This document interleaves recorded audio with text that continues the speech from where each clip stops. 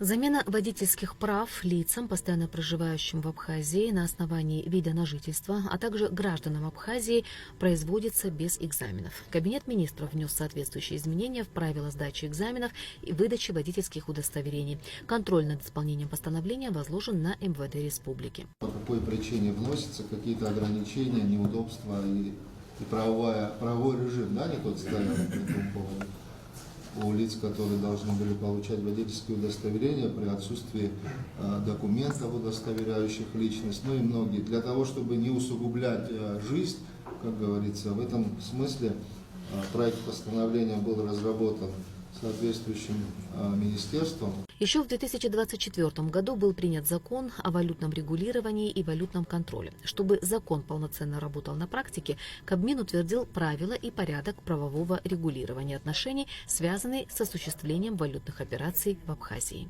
Это порядок обращения валютных ценностей в Республике Абхазия, порядок формирования и ведения информационной базы по валютным операциям и международным финансовым активам и обязательствам Республики Абхазия, правила представления органами и агентами валютного контроля в уполномоченные органы валютного контроля, необходимых для осуществления их функций, документов и информации. И очень рассчитываем на то, что все органы валютного контроля будут следовать требованиям закона и подзаконным актам для того, чтобы у нас не происходило недоразумение. Поэтому в этой связи я тоже считаю, что это очень важное направление, это совершенно новое направление в нашей деятельности по осуществлению валютного контроля и регулирования. Здесь и кредитные организации, уполномоченные банки. Мы проходили долгое согласование, ну и наконец-то вышли на сбалансированный проект. Вся спецтехника, находящаяся в распоряжении Минсельхоза Республики, должна быть зарегистрирована. До настоящего времени Минсельхозом выдавались удостоверения старого, еще СССРовского образца. Кабмин принял постановление о создании на базе министерства службы технадзора, которая будет заниматься как регистрацией техники, так и следить за ее состоянием. Содействие в организации работы окажет и Министерство внутренних дел. На базе Министерства сельского хозяйства, видимо, отдел, чтобы этот отдел технадзор работал полноценно. Это не только регистрация, это когда идет проверка, идет техническим состоянием, потому что сегодня, особенно в Абхазии, ввозится немалое количество именно той спецтехники, которая регулируется именно министерством. Поэтому хотя бы для начала мы вводим эту статью. Решением Кабмина списаны многолетние насаждения в селе Псырцха и в цитрусовом совхозе Абхазия Гагарского района. На 80% этих насаждений уже на этой территории нет. Они все 82-85 года насаждения, биологически устаревшие. Единственное, здесь мы обязаны и должны за этим прослеживать, что второй пункт этого постановления: высвобождаемые земельные участки использовать для сельскохозяйственных целей. Но не всегда нам, к сожалению, приходится или возможность есть такая, придерживаться этого пункта, потому как уже на основе своих прав местные органы самоуправления уже представляют другие документы, создают также документы, и идет изменение категорий. Земли, которые высвобождаются, в основном из-за изреженности, да, Цыбович, и цитрусовые, и биологическая. И вовлекать эти земли обратно в сельхозоборот. Вот. Я попрошу усилить в этом смысле со стороны Кабинета министров, вам в поддержку, разумеется, вместе осуществлять контроль, чтобы на этих землях, как правило, мы не наблюдали того, чего не записано в решении правительства. На заседании Кабмина также зашла речь о потенциале фермерского хозяйства по производству чая в селе Ктол. Как сообщил Бестанджопо, по поручению президента предпринимателям была оказана помощь с реализацией продукции. На данный момент производители заключили контракты со многими ведомствами республики и реализовали чай на сумму более 2 миллионов рублей. Премьер-министр Владимир Делба назвал поддержку местных производителей важным направлением и поручил Минфину держать на особом контроле финансирование контрактов. Хорошо, что мы показали пример. Чай будет приобретаться государственный нужд. Система у нас обороноспособности, правоохранительная деятельность, образование, здравоохранение. И если на самом деле, как вы говорите, Руслан Цыбович, там мощности повысятся, ну и, соответственно, возможно, конечно, и продукции будет больше.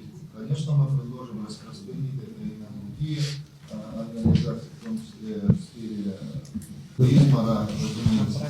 Это вот хорошее взаимодействие между бизнесом и государством. Вот на таких примерах, наверное, мы дальше будем строить. Члены правительства утвердили порядок взаимодействия Министерства экономики с другими органами госуправления в части разработки прогноза развития республики на 1 год для подготовки проекта республиканского бюджета. Постановлением Кабмина обществу с ограниченными возможностями АБАШ даны права пользования участком недр для добычи термальных вод в селе Приморское. Кабмин разрешил Министерству юстиции применять в помещении судов оборудование фото- и видеофиксации. Речь идет только о коридорах. Доступ к информации будут иметь исключительно органы следствия и суда в связи с находящимися в их производстве уголовными или гражданскими делами. Мы предлагаем наделить возможностью использования средств фото-видеофиксации в коридорных помещениях, зданиях и четко регламентировать порядок с целью сохранения персональных и иных данных, сведений, которые будут запечатлены на этих камерах. Получение доступа будет осуществляться на основании необходимых процессуальных документов органов предварительного следствия и суда исключительно по уголовным делам и гражданским делам, находящимся в их производстве. Утверждены предельные тарифы на перевозку пассажиров и багажа автомобильным транспортом. Необходимо отметить, что речь не идет об изменении фактически существующих тарифов. Проезд пассажиров на внутригородских маршрутах в размере, не превышающем 40 рублей на пассажира, так называемый единый тариф на внутригородские перевозки, на проезд пассажиров на пригородных маршрутах в размере, не превышающем 3 рубля 88 копеек за одного пассажира на километр, на проезд пассажиров в междугородных маршрутах в размере, не превышающем 3 рубля 39 копеек за пассажира на километр. Ситуация с стоимостью городского транспорта, она сложилась достаточно давно. И на текущий момент, то есть на сегодняшний день, уже такие тарифы фактически используются. Данный акт никак не влечет за собой увеличение тарифов. То есть цена сегодня за 1 пассажирокилометр уже сформирована, ну и мы для правового обеспечения в данном случае предлагаем ее закрепить. Хотя я полагаю, что это проработать надо и в другом механизме. Может быть, не устанавливать там прямые твердые суммы, может определяться как по другим регулируемым товарам, может устанавливать там нормы рентабельности или еще какие-то другие критерии, чтобы это не происходило так, как сейчас. Там 2-3 месяца тому назад цена установилась, мы сейчас принимаем. Кстати, напомнить хочу, аналогичная ситуация у нас и по хлебу, да, до сегодняшнего дня. А вот я прошу в этом смысле и министра экономики, и министра энергетики и транспорта вот это проработать. Кабмин принял постановление о возмещении налога на добавленную стоимость при реализации товаров и услуг иностранным дипломатическим представительством. Правила возмещения налога, а также перечень иностранных государств должны утвердить МИД Республики и Министерство по налогам и сборам до 30 июня. Кабмин утвердил отчет Госкомитета по управлению имуществом и приватизации за 2024 год. По итогам приватизации в прошлом году в бюджет республики поступило 98,5 миллионов рублей. Было приватизировано 8 объектов госсобственности. Решением Кабмина бывшая волейбольная площадка и тренировочный корт в Гагре, а также бывшее здание поликлиники в Гулрыбском районе переданы в ведение местных администраций. Премьер-министр Владимир Дылба поинтересовался, как решается вопрос ремонта компьютерного томографа в Гудаутской ЦРБ. Поручение президента выполнено, контракт подписан на сумму 11 миллионов рублей. Вы знаете, что действительно КТ в Гудаутской ЦРБ периодически выходила из строя из-за колоссальнейшей нагрузки, которую аппарат получал во время ковидной нашей всей истории. Да, был период, когда он не работал, ремонтировался, но все имеет, как говорится, свой ресурс. На данный момент мы подписали контракт на установку новой абсолютно трубки с гарантией год. И я думаю, все будет реализовано в те сроки, которые указаны в контракте. Мы просим еще поставщика, наоборот, быстрее все это ускорить, чтобы мы уже запустили этот компьютерный томограф на благо населения района и гостей, которые могут поступать в курортный сезон, потому что район большой, и это крайне необходимо для правильной постановки диагноза. Эдуард Будба также рассказал о ходе диспансеризации детей, которая проводится российскими специалистами на территории Абхазии. На сегодняшний день осмотрено 26,5 тысяч ребятишек. Идет по графику и строительство помещения под ангиограф республиканской больницы.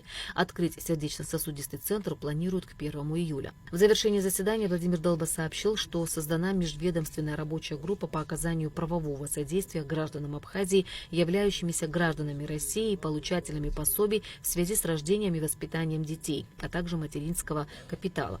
Очень рассчитываю, что мы будем получать обратную связь от наших граждан, потому что это очень важно, чтобы они не оставались без информации. В обязанности рабочей группы входит оказание содействия гражданам, сбор и анализ информации о нарушениях законодательства. Ирина Аршба, Алексей Агухава, Абхазское телевидение.